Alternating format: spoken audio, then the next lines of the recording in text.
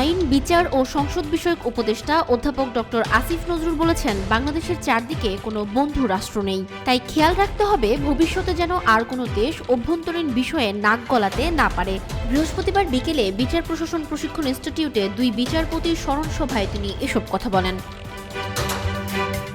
Doctor Asif Nazrul বলেন, কোনোভাবেই উগ্রবাদকে গ্রহণ করা হবে না। এদেশে যা ঘটে তা ফুলিয়ে ফাঁপিয়ে আন্তর্জাতিক পরিসরে তুলে ধরা হয়। খেয়াল রাখতে হবে ভবিষ্যতে যেন এমন সুযোগ আর কেউ না পায়। তিনি বলেন, এদেশের চারপাশে কোনো বন্ধু রাষ্ট্র নেই, তাই আর কেউ যেন শত্রু না হয়। বিষয়টির দিকে তীক্ষ্ণ নজর রাখতে হবে। কোনো বিভেদের পথে হাঁটা যাবে না, সবাইকে ঐক্যবদ্ধ থাকতে হবে।